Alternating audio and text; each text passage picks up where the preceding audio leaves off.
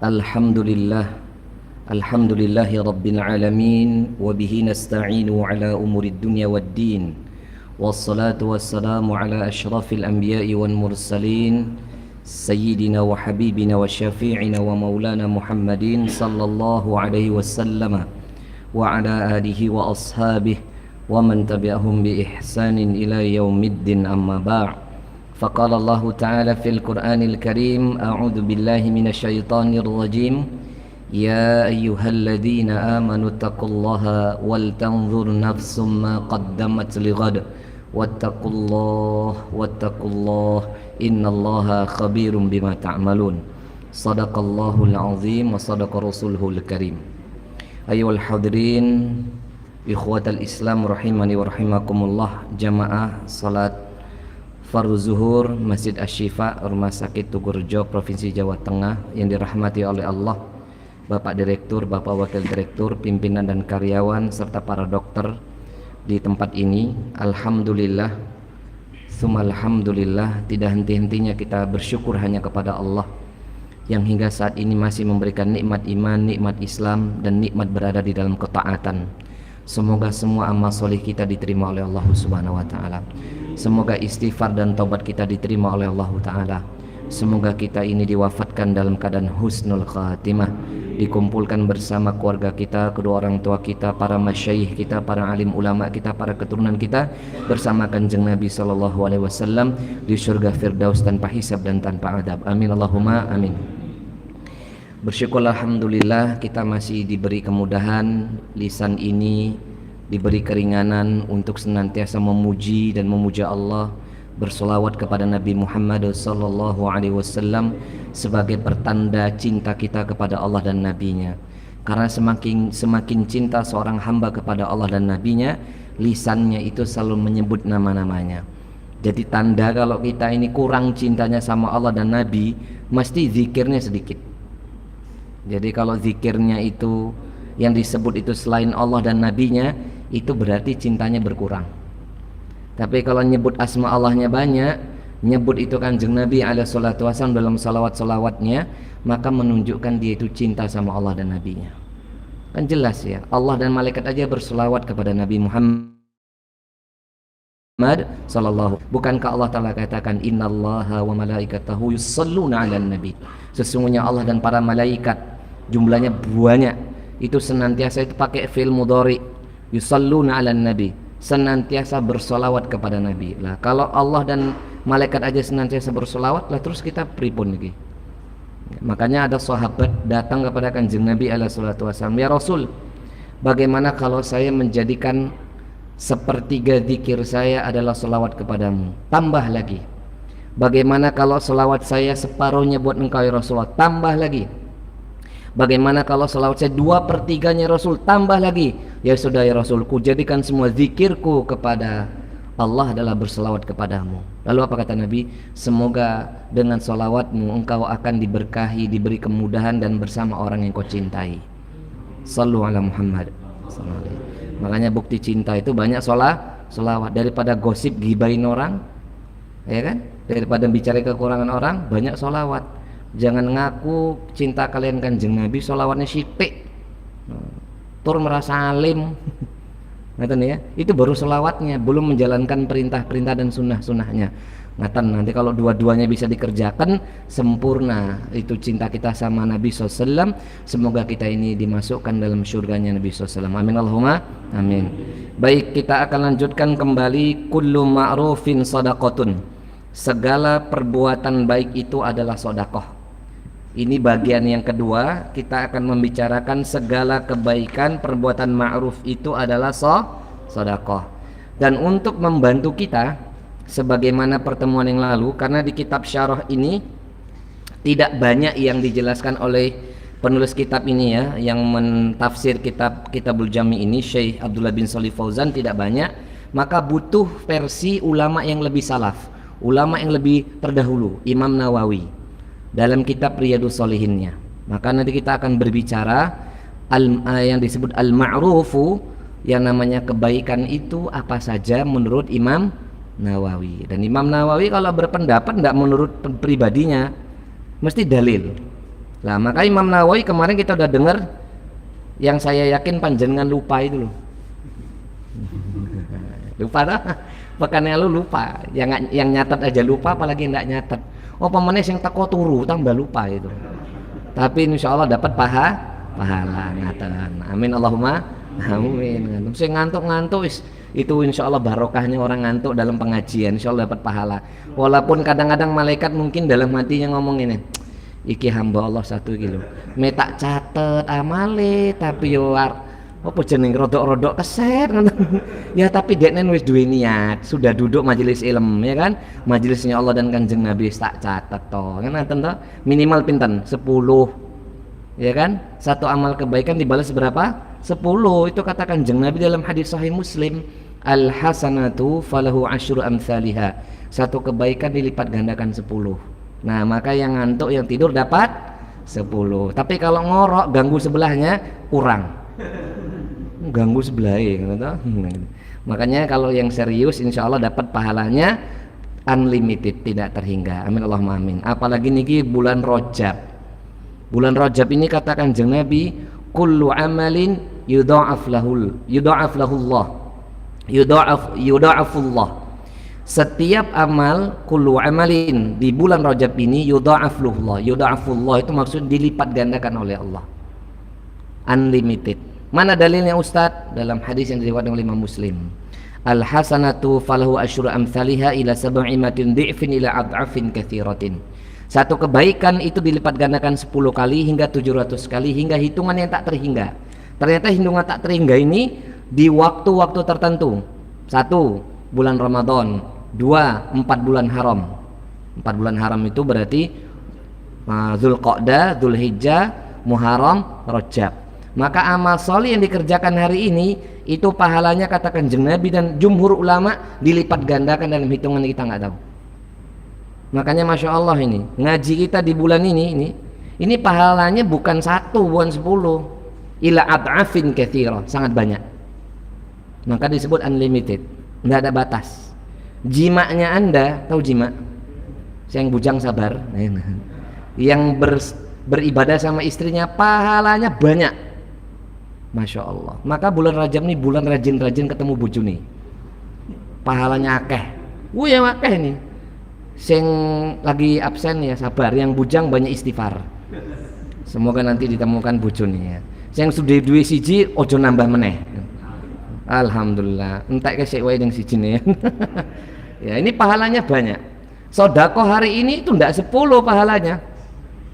Ad'afin katsira ya, ila ad'afin katsira, hitung sangat banyak. Nah, ini kita bahas. Kemarin kita telah membahas hadis pertama kemarin itu dalam babu fi bayani katsirati thariqil khair.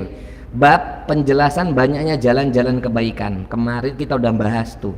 Sahabat Abi Dzar nih dulu yang datang kalian Kanjeng Nabi bertanya tentang amal apa yang paling utama. Mesti lali insyaallah.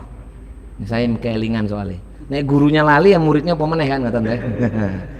Dan Kanjeng Nabi ngasih solusi karena dia itu fakir, dia itu miskin, ndak duwe apa-apa. Kanjeng Nabi ngasih solusi. Takufu syaraka 'anin nas. Engkau menahan dirimu untuk tidak menzalimi orang lain. Engkau menahan dirimu untuk tidak nyakitin orang lain. Apa kata Nabi? Fa innaha shadaqatun minka 'ala nafsika. Itu sedekah dari dirimu untuk jiwamu. Dorongan hati ingin maksiat, dorongan hati ingin ganggu orang, dorongan hati ingin dolimin orang, nahan, itu sedekah. Sedekah ini standar normatifnya di luar bulan haram itu 10. Tapi kalau di bulan ini unlimited. Bahkan ada ulama berpendapat standar minimumnya loh. Sebagaimana hadis tadi, ila sab'imatin bi'fin, 700 kali. Standarnya itu, standar bawah. Jadi kalau sungguh-sungguh melakukan amal kebaikan di bulan Rajab ini tak terhingga aja. Nah, nahan diri aja itu udah sedekah. Untuk tidak ganggu orang. Ngaten nggih? Untuk tidak benci orang itu sedekah. Ada hasrat dan punya peluang besar benci sama orang. Betul nggak? Kita ini punya peluang apalagi mungkin kemampuan di atas rata-rata. Dari segi kekayaan, status sosial, pejabat, mungkin gampang merendahkan orang lain. Tapi hati nahan sedekah. Ngaten nggih? Kita akan lanjutkan lagi versi yang kedua tentang apa itu kullu ma'rufin shadaqah. Setiap kebaikan adalah sedekah. Nah niki ada satu hadis, dua hadis sahih. Dari hadis inilah nanti kita akan tahu asbabul wurud, sebab turunnya salat duha. Nah, jadi salat duha itu ada sebab turunnya. Bukan mungtok kita ini memahami nih salat duha niku biar tambah rizki. Ngatan je, selama ini kita tahunya kan salat duha supaya tambah rizki. Karena ada doa yang dibuat alim ulama kita itu kan, doanya kan bagus itu. Duhai Allah, jikalau rizkiku masih di atas langit maka turunkanlah dengan segera. Ngatan je? Apabila di bawah perut bumi maka keluarkanlah. Apabila jauh maka dekatkanlah. Apabila haram maka halalkanlah, dan seterusnya. Bagus. Itu karangan ulama, bagus. Jangan dikatakan nggak boleh. Karena itu nggak bisa semua orang bisa buat doa. Tetapi sholat duha itu bukan doa, bukan sholat yang dikerjakan untuk minta rizki. Paham ya? Sekarang saya mau nanya, mungkin saya pernah sampaikan di sini. Kita sholat duha dengan tidak sholat duha, kadar rizki kita hari ini sudah ditentukan nggak sama Allah? Sudah nggak? Ya sebenarnya kan nggak ngefek sebenarnya sholat duha itu dengan tambahan rizki atau itu nggak ngefek. Ngefeknya itu barokah atau tidak. Nah itu. Yang kita cari apa? Sedikit asal berkah atau banyak tapi nggak berkah? Mesti pilihan yang ketiga. Akeh lan berkah. Lah wis memang wong Indonesia ki pintar-pintar tenan. Pilih yang akeh langsung barokah. Ini guyonan sithik ya, guyonan sithik ya. Istri satu barokah atau nggak punya istri nggak punya gimana ya? Istri satu barokah atau istri banyak nggak barokah? Nah, ayo. Mau pilih mana nih? Banyak barokah malah. Mesti pilih yang ketelu betul toh? Pilih cuma si Jito, pilih telu ya. Adalah satu yang penting barokah. Sak niki ngaten nggih. Heeh. Besok aja neng surga sing kathah ngaten nggih. Amin Allahumma amin. Nah, kita akan bahas niki. Jamaah niki kita akan lihat kebaikan adalah sedekah menurut versinya Imam Nawawi. Dalam kitab induknya Riyadhus Shalihin ini kata para ulama jamaah, kitab Riyadhus Shalihin ini kitab yang disebut kanzun, harta karun. Ini kitab ajib ini. Kalau yang pernah khatam kitab ini, masya Allah. Waduh, tadi malam tuh saya sowan ke seorang alim. Beliau itu salah satu kiainya Rifaiyah. Jadi kalau kiai Rifaiyah ini berarti kalau dia salafiyahnya salafiyah yang betul-betul kitab. Ya, paham ya maksud saya, dia alim, betul-betul alim. Beliau ini mengkhatamkan Sahih Muslim bersama kiainya itu hanya 40 hari. 40 hari itu mengkhatamkan Sahih Muslim. Itu kalau ndak iso bahasa Arab mumet palane itu. Mek kudu iso maca kitab Gundul Cap Kuning, karena itu kitab kuningnya terus Mbak Yai tadi malah ngomong itu. Zamannya kulo katanya. Kalau sudah punya kitab Sahih Muslim terbitan Birut gitu lah. Wah, wis ngene katanya. Nah, itu sudah susah soalnya zaman tahun 80 atau 90 awal kitab gundul kok yang ini iki. Itu kalau terbitannya apa jenenge niku Timur Tengah niku angel golekane. Susah. Paling banyak Toha Putra. Makanya Toha Putra niku banyak jasane gitu. Iya, Pondok Pesantren itu terbitannya mana? Toha Putra. Tor pertama susahnya larang ngoten lho. Larang lho kok yang ini kan maaf ini susah golekin yang mriki ini angel, lembarannya kan beda, kertasnya beda, benten. Makanya ini barokah gitu.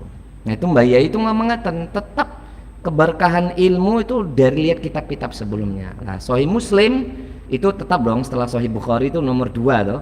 Sahih Bukhari, Sahih Muslim. Nanti yang paling bagus mensyarah Sahih Muslim itu adalah Imam Nawawi. Namanya Syarhu Minhajil. Jadi Al-Minhaju itu anak punya kitabnya, saya punya kitabnya itu segini kitabnya. Syarah Sahih Muslim. Nah, dia Masya Allah Imam Nawawi ini punya kitab yang seakan-akan ringkasannya Sahih Muslim. Seakan-akan. Apa nama kitabnya? Riyadhus Shalihin. Ngatan Ji? Wah ini kitab top ini. Ya. Nah di sini ada dalil sama jamaah dari Abi Dzar lagi. Kita doakan Imam Nawawi, Allah maghfir lahu wa liwalidayhi wa limasyayikhihi wa limasyayikhina wal jamil muslimin, amin amin Allahumma amin. Apa kata beliau? An Abi Dzar Jundub bin Junada aidan radhiyallahu taala anhu, dari sahabat Abi Dzar juga ridha Allah taala atasnya, anna Rasulullah sallallahu alaihi wasallam qala, bahwasanya baginda Rasul sallallahu alaihi wasallam bersabda. Nih, apa kata Kanjeng Nabi? Yusbihu ala kulli sulama min ahadikum shadaqatun. Nih jamaah, setiap pagi ya, di pagi hari, setiap orang muslim, seseorang di antara kita itu ya, ala kulli sulama, saya ulangin, setiap pagi atas setiap tulang kita ini totalnya ada 360. Dari seorang di antara kalian shadaqatun, ada sodakohnya. Nah, demi Allah nih saya tanya dengan salah satu spesialis bedah ortopedinya Rumah Sakit Karyadi, namanya Dr. Agus Priambodo. Itu spesialis bedah ortopedi. Kebetulan itu dokter senior di sana, ngaji kalian kulo, alhamdulillah khusus spesialis itu tak takonono. Dokter, dia dokter dan dokter kalau nggak salah. Dok, saya tanya, niku dari ilmu yang jenengan pelajari, ada berapa sih tulangnya manungso niku? Kabeh seluruhnya. Seingat saya dia itu kurang lebih terakhir kami pelajari Ustadz niku 315 lah. Berapa? 315, 320. Berarti ada yang belum ditemukan. Karena Kanjeng Nabi ngendika pinten? 360 jamaah. Berapa jumlahnya? 360. Dan setiap tulang itu shadaqatun, harus ada sodakohnya. Nabi sodakohnya kuwi. Lalu Kanjeng Nabi ngatakan ngenten, gampang Pak, fakullu tasbihatin shadaqatun, maka setiap kalimat tasbih adalah sedekah. Kalau ngikutnya wiridnya Kanjeng Nabi, wirid pagi itu ngaten ba'da subuh sebelum syuruk, itu kan tasbih dan tahmid itu 100 kali. Subhanallahi wa bihamdihi, subhanallahi wa bihamdi. Itu amalia loh. Itu mungkin ada di antara kita niku yang belum ngamalke. Betul enggak? Itu kalau nggak dapat itu, kalau kita misalnya masya Allah ya diberi kemudahan untuk bisa tasbih tahmid itu peng 100, tasbihnya ya subhanallah subhanallah peng 100 kan, itu masya Allah, itu ajib. Insya Allah barokah, itu seharian itu barokah. Barokah yang paling penting itu apa jamaah? Dijauhkan ya, sehat pertama itu dunianya, yang kedua dijauhkan dari balak dan musibah. Sehat itu termasuk jauh dari balak dan musibah. Makanya ini walaupun ada dokter di sini, para dokter ya, insya Allah tambahan charge ruhaninya niku ya harus banyak zikiri. Maka semakin alim semakin banyak zikiri, semakin alim semakin banyak diam lisannya.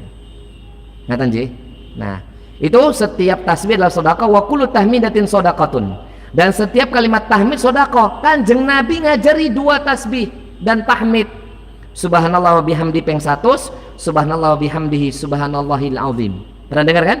Subhanallah wa bihamdi subhanallahil azim, yang nanti kata Nabi SAW, kalimatani habibatani, 2 kalimat, kalimatani habibatani ila rahmani, 2 kalimat yang paling sangat dicintai oleh Allah sang Rahman, khafifatani ala lisani, sangat ringan diucapkan oleh lisan, thaqilatani fil mizani, berat timbangannya nanti di hari kiamat. Apa itu?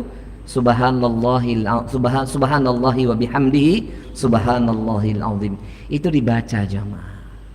Rak mung ketang telu tok le pagi, sorenya telu, walaupun itu tidak ada batasannya, memang tidak harus disuruh banyak, paham ya? Enggak harus bilangan tertentu, enggak disuruh. Cuman kan ada hadis Nabi, innallaha witrun, sesungguhnya Allah itu ganjil, yuhibbul witr, dan menyukai ganjil. Maka nek dikir niku berapa? Sing ganjil.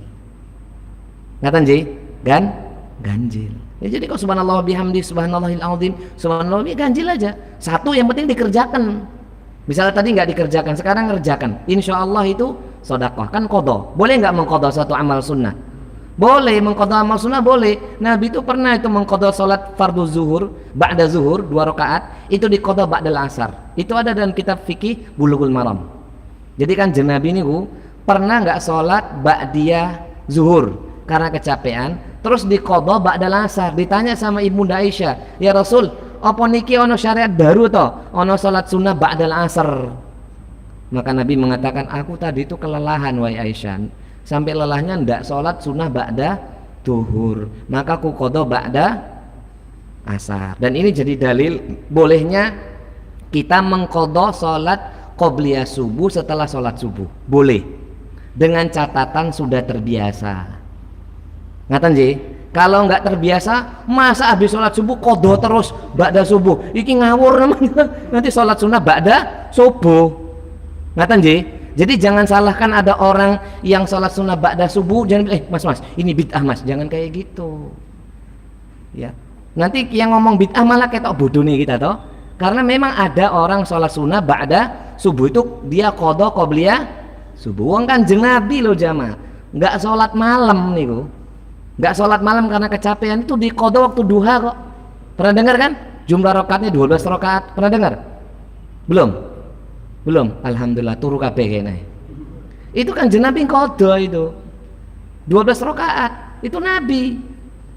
Nah, walaupun nanti situ ulama khilafiyah. Kalau Syafi'iyah rata-rata mengartikan 4 rakaat. Syafi'iyah mengatakan 12 itu ya batasan duha. Ada lagi Hanabila mengatakan 4 rakaatnya, sebagian Syafi'i, sebagian Hanabila mengatakan 4 rakaatnya duha, 8 rakaatnya itu qadha tahajud. Berarti boleh mengqadha salat, mengqadha amal-amal sunnah. Berarti kalau zikirnya ba'da subuh tadi tidak selesai, boleh nggak kita nih qadha sekarang? Boleh nggak? Boleh. Ya nggak boleh dikosor. Emang sholat zikir dikosor iki maksudnya. Nek qadha bukan kosor ngoten ya. Paham ya? Lanjut. Wa kullu tahlilatin shadaqatun. Kalimat tahlil sedekah. Ajib jamaah. Tasbihnya peng 100.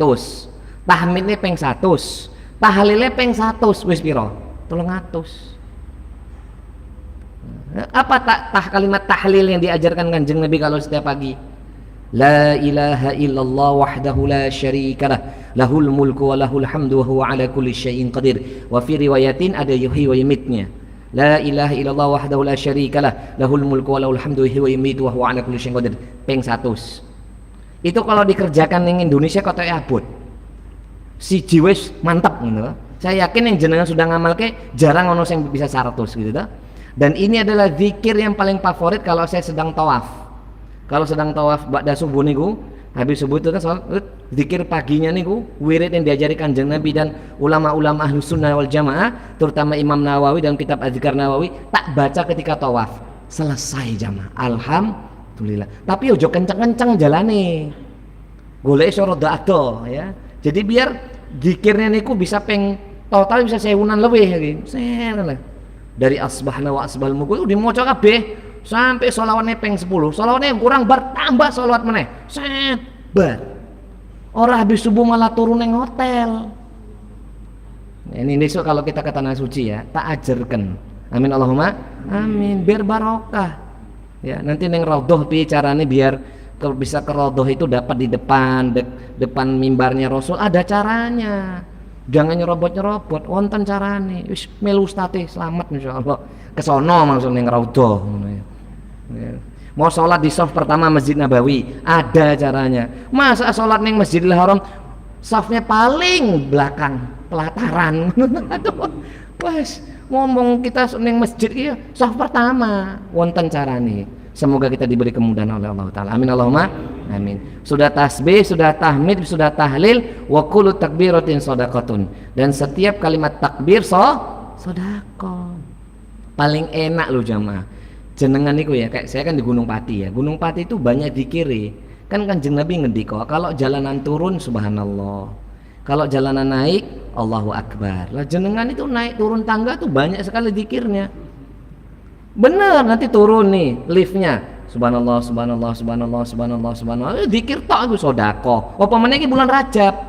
Kayak tadi saya naik tangga dari lantai 5 ke sini. Karena liftnya banyak saya naik tangga aja saya. Allahu Akbar, Allahu Akbar, Allahu Akbar. Alhamdulillah.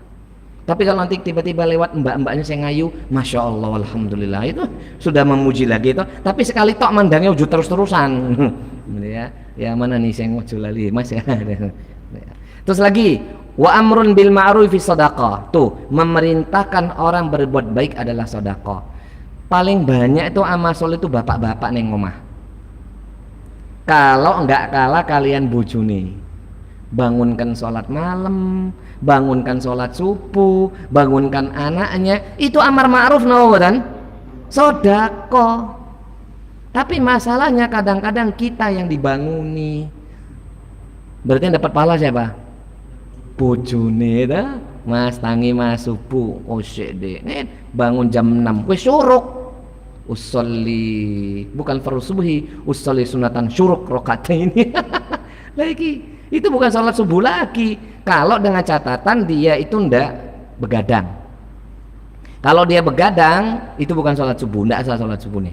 Misalnya turu baru jam 3, tidur baru jam 4, bangunnya jam 6 itu baru sholat subuh. Itu kata para alim ulama, sholatnya itu bisa ndak diterima karena dia sengaja bergadang.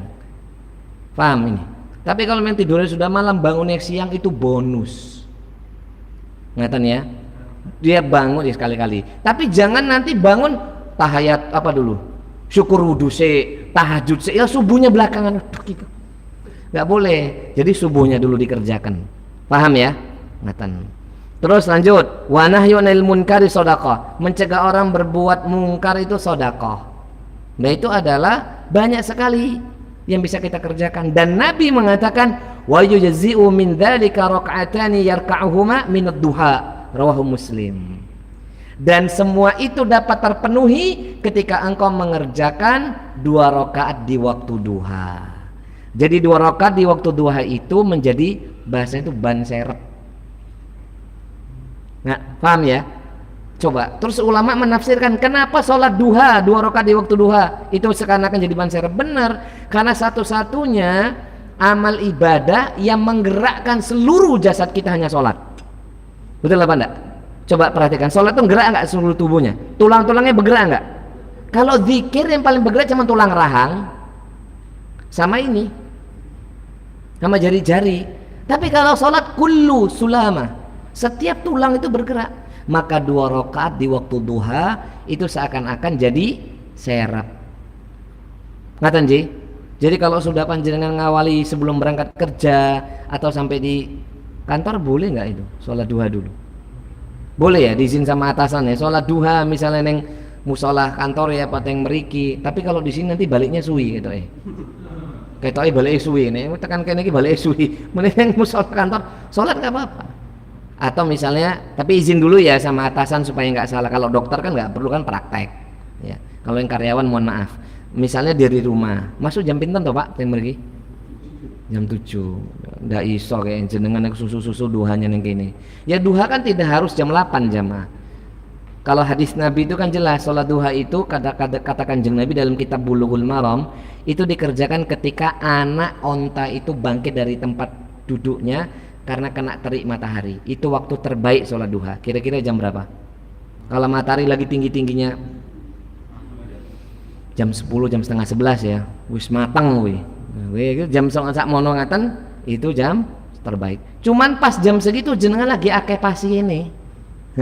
Lagi akeh kerjaan. Oh, jadi tinggal pekerjaannya. Kerja dan amanah itu tanggung jawab dan itu wajib. Sholat duha itu sunnah. Maka jangan kalahkan yang wajib, menangkan yang sunnah. Nanti kalau ditanya atasan, siapa yang ngajari kue? Solahuddin, aku yang kono.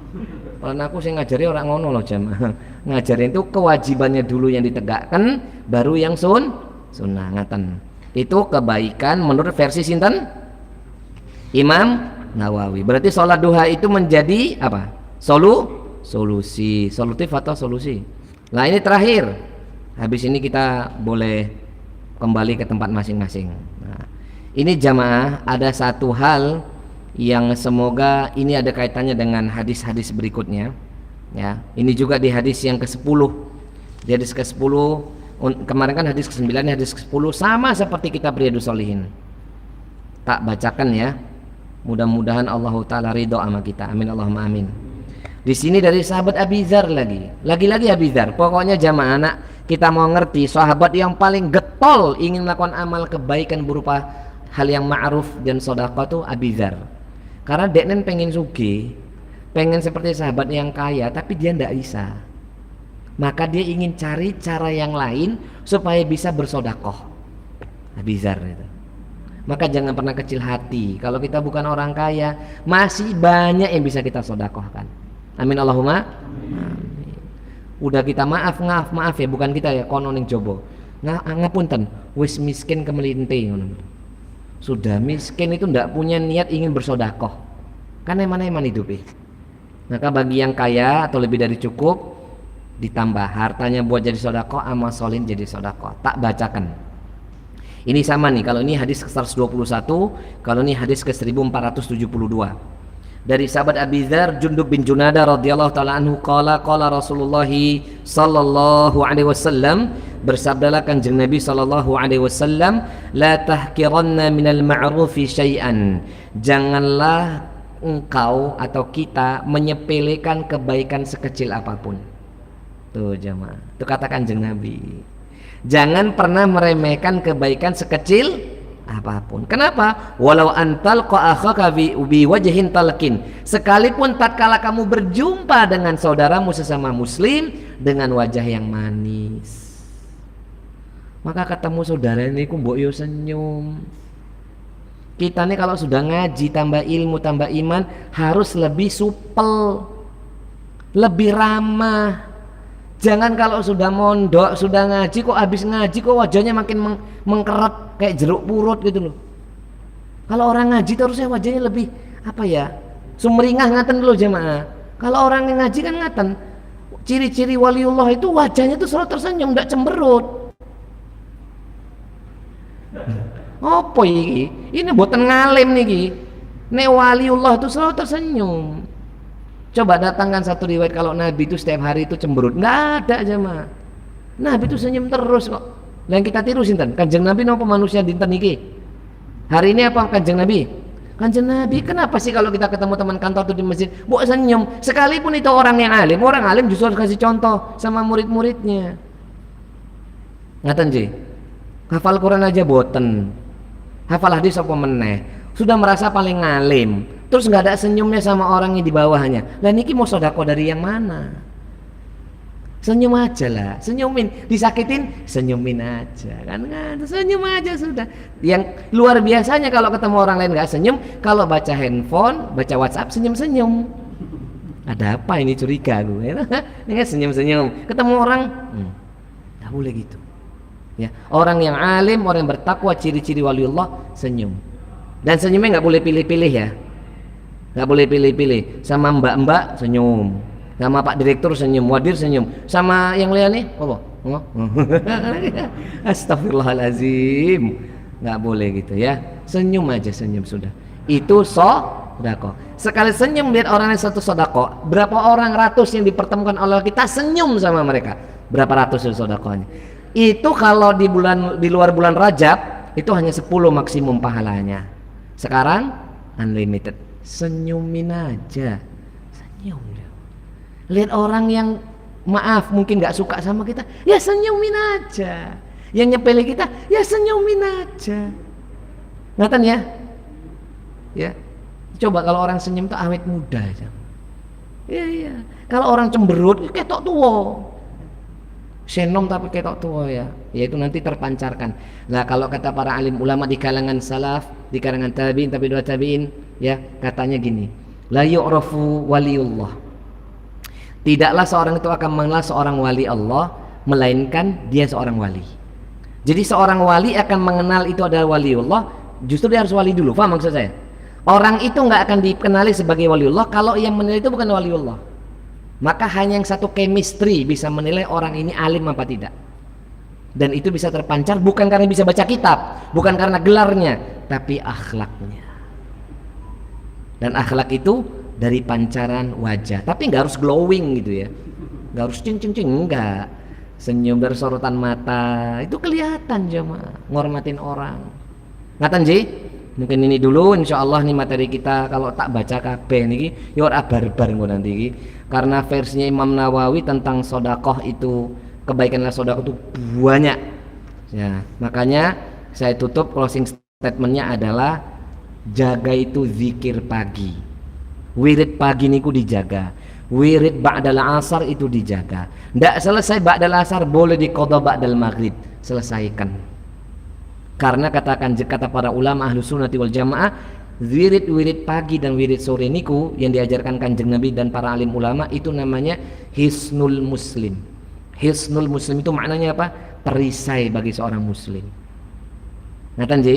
zikirnya diperbanyak. Semoga Allah Ta'ala terima amal soleh kita, mengampuni segala dosa-dosa kita, dan menjadikan kita ini menjadi kekasih Allah, menjadi waliullah, dan menjadi orang bertakwa, dikumpulkan dengan Rasul sallallahu alaihi wasallam di surga Firdaus tanpa hisab, tanpa adab. Amin Allahumma amin. Kafaratul majlis. Subhanakallahumma wa bihamdika asyhadu an la ilaha illa anta astaghfiruka wa atubu ilaik. Wa sallallahu ala Muhammadin wa ala alihi wasallam. Subhana rabbika rabbil izzati amma yasifun wa salamun alal mursalin walhamdulillahi rabbil alamin. Wal akhir wassalamu alaikum warahmatullahi wabarakatuh.